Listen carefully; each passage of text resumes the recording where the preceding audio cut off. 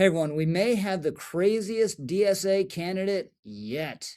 You know, you talked about your past positions that he keeps highlighting and, obviously likely would continue to do so before November should you win. One thing that they brought up as well was a post from you in 2021 where you said Americans should cancel Thanksgiving, should have done this in 1621. The post has been deleted. Republicans have been highlighting it. Do you still believe that Thanksgiving should be canceled? Hey everyone, I'm Rich Lowry of National Review, and that was Francesca Hong, DSA gubernatorial candidate out in Wisconsin, winning in the Democratic primary there in the polls, going away. The election is about in a week, and she was interviewed by Caitlin Collins at CNN, who asked about her outlandish views on Thanksgiving. Going to come back to that, but this is such an interesting phenomenon because this is a candidacy that's not being driven by the persona or the political skills of the candidate. No, it is her core lunatic views that are so appealing to Democratic primary voters out there. I want to get into those views some more and what is the worldview that ultimately undergirds them. First of all, more on Thanksgiving. This is her original tweet. Cancel Thanksgiving. Should have done this in 1621. If it takes a worldwide pandemic for us to realize we should stop celebrating colonialism and the original super spreader event that killed indigenous folks, misspelled there, but hey, we all nod on Twitter occasionally. And women, so be it. Okay, well, a couple problems with that. One, Thanksgiving was about marking a genuine moment of togetherness with the settlers and the Native Americans. Now, it didn't last, but it lasted for a period of years. And the holiday, though, is supposed to be about marking the positives at that time. And it's not about spreading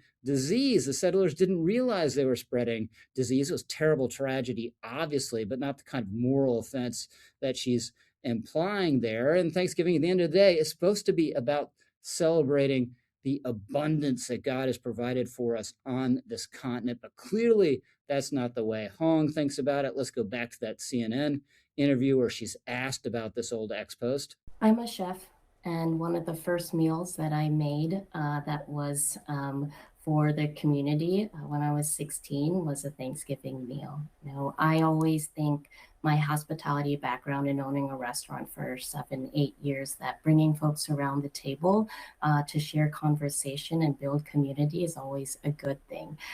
But Thanksgiving is also a time that's incredibly painful for many people in our communities. And so I think I wanted to make sure that people understood that there are multiple views, but views can evolve. And the position that I'm running for right now, and I think my background as a chef, will actually help me become a better governor that's able to bring more people to the table. Okay, now bringing people together for a meal, that's fine. Nothing wrong with that, obviously. It can be a wonderful thing. But Thanksgiving is about more than that. It's about expressing gratitude for our country and to our God. Again, that's an element of the holiday that apparently is lost on her. And the idea that this is an extremely painful event annually for lots of communities across America.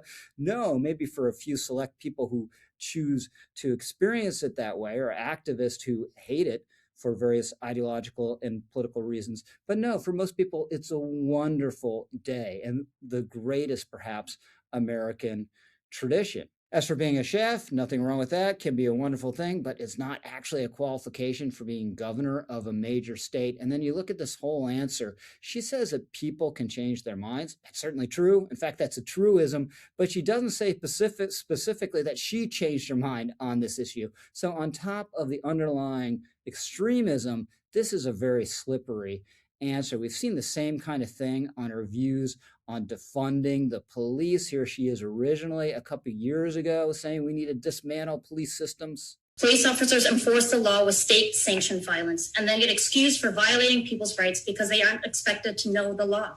Minneapolis police spent nearly $5 million implementing trainings, increasing diversity, repairing to strengthen frayed relationships between cops and communities. It didn't work. And each city should have local control of how they dismantle their police systems to rebuild new community control systems rooted in preventative care and reducing harm. Defund the police, protect Black lives, and build a care community. This is what we need.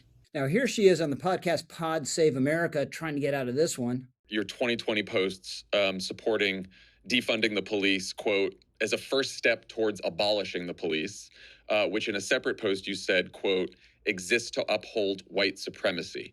Now, I know you've said you're not running to defund the police. It's not something you can do as governor, and that people's views can evolve.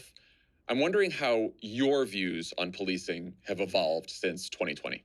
My views have only become stronger in that I'm serious about public safety, and I will not abolish the police. My views are that people are struggling right now and need basic needs met. And I want to focus on stopping violent crime and giving law enforcement the resources and the training that they need, but ensure that we are also holding accountable law enforcement that does not follow the law. So that's a pretty good line of questioning, actually. And if you take it in isolation, there's nothing objectionable about what she's saying there, sentence to sentence. But I find changes of mind most persuasive when someone explains in some detail why they changed their mind. And she doesn't do any of that. She just asserts all of a sudden she has a more politically palatable view without going back and telling us why she used to believe something that is the opposite. So you got to mark this one an incomplete. She is not showing any genuine change of view in my mind here. And then there are the crazy things she said about race, including this old tweet. Now, this is a Hall of Fame woke tweet right here. I ate 2 bites of my kid's cheeseburger at Culver's in Black River Falls and told him they ran out of ice cream, mostly just wanted to leave because I was on the verge of an anxiety attack. Too many old white people who didn't think we spoke English. This is so weird. Who starts wolfing down their kids' food at a fast food place because they're people of the wrong race around or white people around? Same thing with lying about the availability of ice cream. That should be some sort of serious moral offense unless you have really good reason to do it. And a race panic is not a good reason. But there's more where this comes from. I wasn't always aware of the struggles of other communities of color because for me, assimilation always kind of took over. And so I did marry.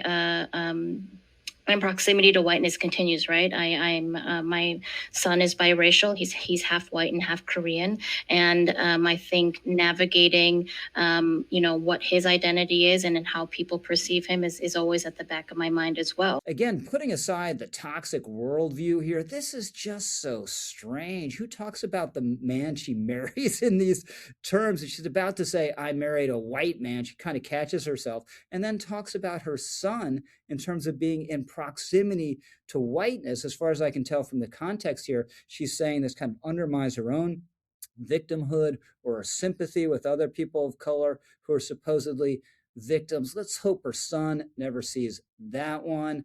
But she's clearly, as so many of these DSA candidates are, totally obsessed with race. Introducing legislation to add Asian Americans to school curricula when in terms of, adding us on to American Indians, Black Americans, and Hispanics in terms of citizenship requirements for what needs to be in curriculum for school boards, going back to making sure that talking about racial identity and the role of race is ubiquitous in classrooms. A couple things about this one. One, the idea that kids in American classrooms aren't being taught about race is completely wrong and out of touch. Two, the last thing they need is more race-based instruction, certainly from the woke perspective that Hong is talking about here. So, as I said at the top, she's not a great candidate. I think you've probably seen that in some of these clips. I want to underline that point, though, because, again, I think it's important to this phenomenon with this clip where she's talking to reporters on the campaign trail about her past views on the police. Why do you believe that the police must still exist? Still exist?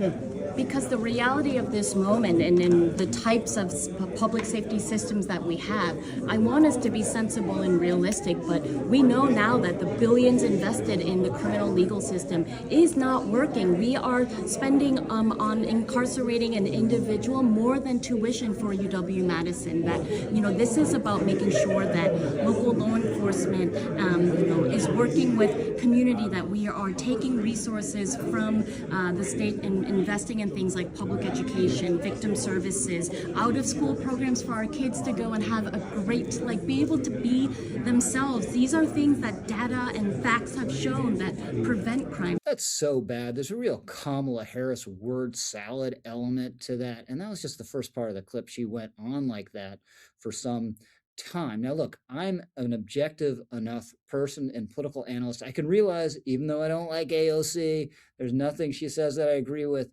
She is a person with genuine political talent and charisma. There's a reason she's become a national figure so quickly. Graham Plattner, a loathsome person. You wouldn't want to have anything to do with this guy, but had a certain sociopathic, gruff charm or charisma to him. None of that here with Hong. She reminds me a little bit of the eccentric, socially isolated person you see at a public library who's a low talker and who's using the computer there during the day. That's what her persona is. So she's not rocketing to the top of the polls in the Wisconsin gubernatorial race because of her personality. And she's ahead, again, by about 20 points in the latest poll. And the person who is in second place in that poll just dropped out. So it's not her persona.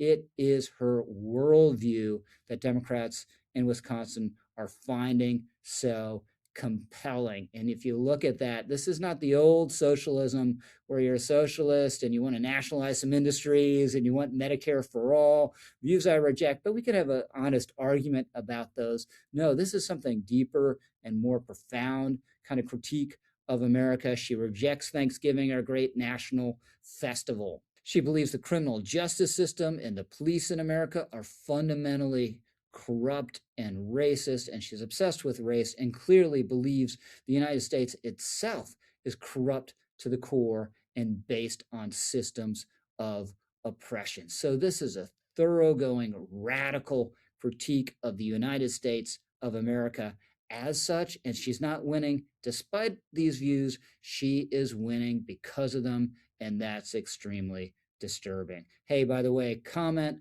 like, subscribe. I promise you won't regret it. I'm Rich Lowry, over and out.